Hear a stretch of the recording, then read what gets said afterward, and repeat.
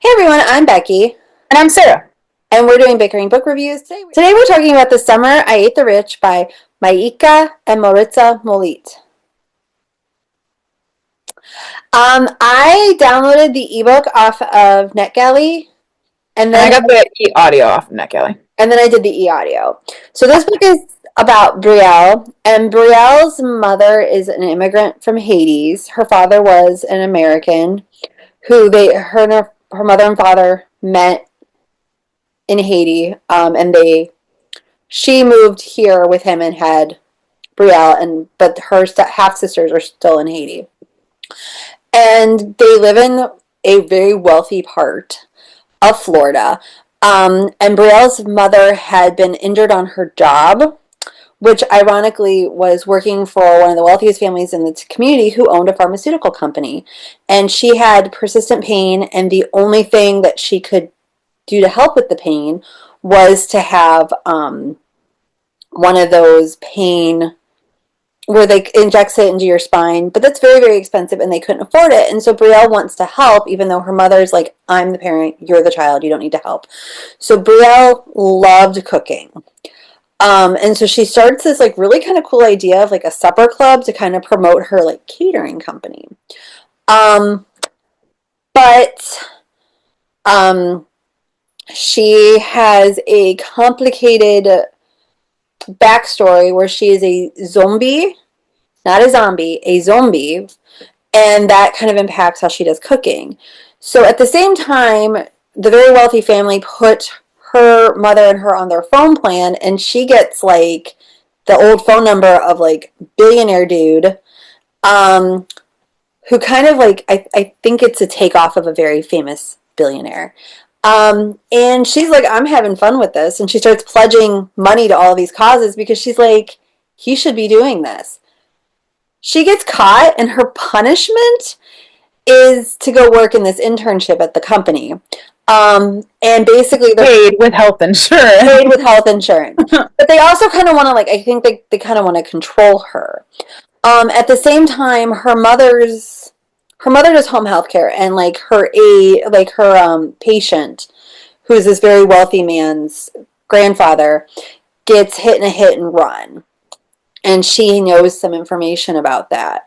And so they're kind of investigating that. At the same time, she's working at this internship at this pharmaceutical company, and she's also trying to start this supper club. And to complicate things even more, she meets the billionaire's son, and they connect. But like, there's other connections about their lives, and then there's also this dark, kind of not dark history, but this history from what happened in Haiti with her mother and her mother's first husband and her father, and how it all kind of relates to the pharmaceutical company.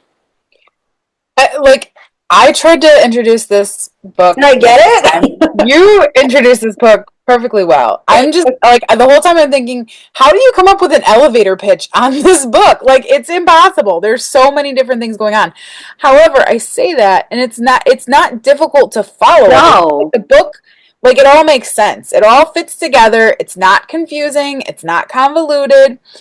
But I think that's because the authors, and I said this to somebody, I feel like they're storytellers. Like, I feel like they're really good about moving the story along and developing the characters and like sprinkling in this like information about the Haitian culture, um, that just make it move really quickly. And like the characters like are really well developed.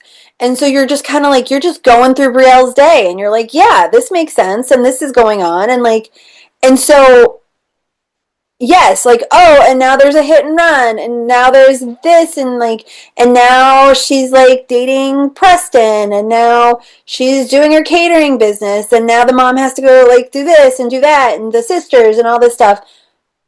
But you're like, yeah, it's just her life.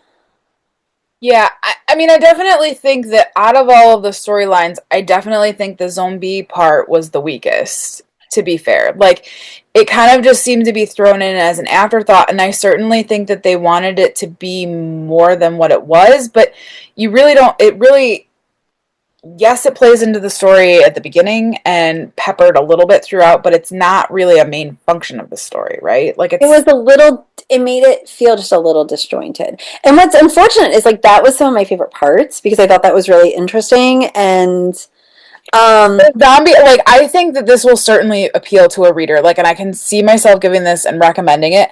However, the zombie parts grossed me the F out. Like they did their job with that. Like, cause I'm just like I'm thinking about this book and I'm thinking back to when she's talking about like cooking well, brains in the yeah. beginning, and there's just like there's different pieces and parts that I'm just like, and I listened to it, so it's not like I could skim over those parts. There were parts, and I assume the parts of the cooking that were impacted by the zombie parts that I was kind of like, yeah, that's, yeah. And I mean, like culturally, if that's how it works. And honestly, like that didn't like deter me from the book. I thought the relationship with Preston was like a little like needed a little bit more, and the resolution to the relationship with Preston for me came out of nowhere, and I was like, huh.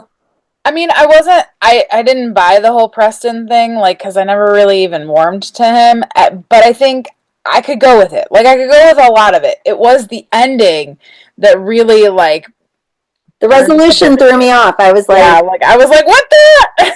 Why? yeah. But it wasn't so annoying or angering that, like, I didn't like it, just, colored the rest of the book. Like, I still enjoyed the book. Like, I still would recommend it. I still think there will be a lot of readers out there who will like It's very readable. That's the thing. it. It is, and it's not like it's simplistically written. It's a very well written book, Oh, completely. It's but great. it's just it's not hard to read. Like I feel like they knew their audience and they're like, we are going to write for our audience and we're going to write something really well done for our audience. And like I said, like I also listening to the audiobook and I forget how what they called it, but there's parts where like the older sisters are commenting on her life. The muses, The yeah. muses. I kept thinking Greek chorus, and I knew that wasn't right. I just really enjoyed the way the Yeah. audiobook did that. Like, it's a really good audiobook. It's a really good audiobook. It's I solid. really enjoyed how, like, the different, like, the sisters going back and forth and all of that. I thought that was fun. Um, and I think I liked that, like, they talk about and it's there's a lot of stuff in this book and it seems very simplistic because she does talk about the disparity in Miami and how you have people who own pharmaceutical companies and then you have people who can barely afford to pay rent and they're all like within this small area. And I thought she did that really I thought they did that very well because it's two authors. But it wasn't like we're going to teach you a lesson, we're just going to integrate it into the story.